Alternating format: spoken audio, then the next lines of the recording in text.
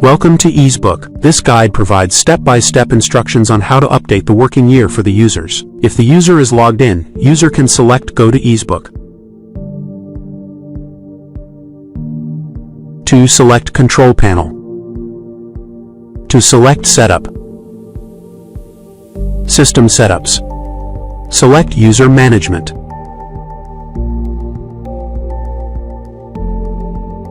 Select to store management. The Open tab will display all store branches and their respective statuses. To select User Branch.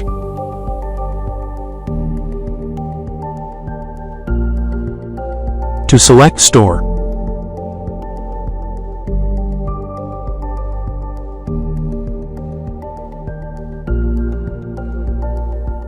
To select Status. To select Save and Update.